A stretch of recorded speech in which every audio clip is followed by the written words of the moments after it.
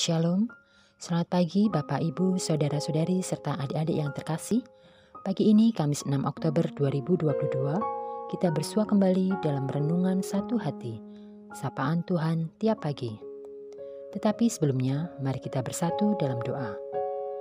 Allah Bapa Surgawi, di pagi ini kami menghadap hadirat-Mu. Kami menyiapkan hati dan pikiran kami untuk mendengar dan merenungkan firman-Mu. Kiranya Roh Kudus tercurah atas kami, sehingga kami dimampukan untuk mengerti dan memahami firman-Mu. Di dalam nama Tuhan Yesus, kami telah berdoa. Amin. Firman Tuhan yang akan kita renungkan terambil dari Lukas 6 ayat 32-33 yang akan dibacakan oleh adik Lisa, salah satu jemaat pra-remaja GKJ Condong Catur. Silahkan Dik Lisa. Bacaan firman Tuhan hari ini diambil dari Lukas 6 ayat 32-33 yang demikian. Dan jikalau kamu mengasihi orang yang mengasihi kamu, apakah jasamu?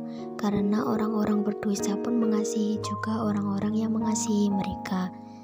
Sebab jikalau kamu berbuat baik kepada orang yang berbuat baik kepada kamu, apakah jasamu? Orang-orang berdosa pun berbuat demikian. Demikian firman Tuhan. Bapak, Ibu, Saudara-saudari, dan adik-adik yang terkasih, judul renungan pagi ini adalah Berani Berbagi. Berbagi dengan sesama merupakan suatu gagasan yang sering kita dengar dan ucapkan. Juga tentunya sering kita gunakan dan sosialisasikan sebagai suatu konsep kegiatan dalam jemaat gereja. Dalam keluarga pun, kita juga mengajarkannya kepada anak-anak sejak usia dini. Mungkin kita tidak berani berbagi karena merasa kebutuhan belum tercukupi. Mungkin kita enggan berbagi dengan orang-orang yang tidak dekat secara emosional, tidak berperan penting dalam hidup kita, terlebih lagi dengan orang-orang yang kita anggap tidak pantas menerima kebaikan hati kita karena alasan-alasan yang kita tetapkan atas mereka. Namun sesungguhnya, berbagi tidak mengenal kriteria tersebut. Tuhan Yesus sendiri berfirman seperti yang tertulis dalam Lukas 6 ayat 32-33. Dan jikalau kamu mengasihi orang yang mengasihi kamu, apakah jasamu? Karena orang-orang berdosa pun mengasihi juga orang-orang yang mengasihi mereka.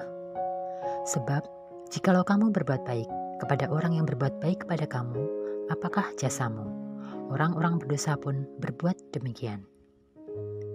Alkitab menunjukkan bagaimana tindakan berbagi bernilai luhur, yaitu pada saat keluarga kecil janda di Sarfat bersedia berbagi dengan Nabi Elia.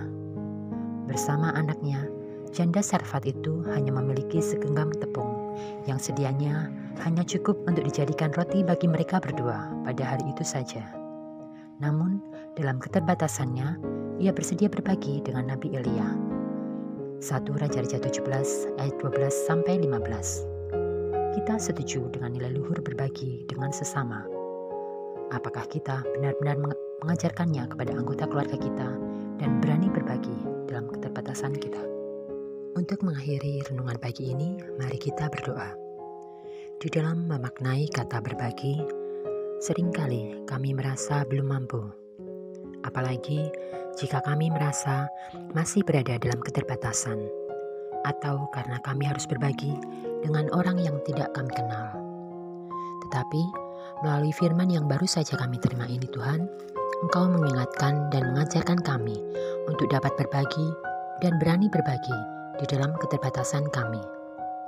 Untuk itu, kami mohon kiranya Roh Kudus menyertai kami, sehingga kami dapat menerapkan firman-Mu di dalam keseharian hidup kami. Tuhan, sebentar lagi kami akan melanjutkan aktivitas di hari ini. Kami mohon berkat dan pimpinan-Mu. Kiranya Engkau berikan sukacita dan kesehatan, sehingga kami dapat melakukan aktivitas dengan baik, dan apapun yang kami kerjakan seturut dengan kehendak-Mu. Tuhan, kami mohon ampun atas segala dosa dan kesalahan kami. Hanya di dalam nama Tuhan Yesus Kristus, doa yang jauh dari sempurna ini kami panjatkan. Amin. Selamat pagi, selamat beraktivitas, Tuhan Yesus memberkati.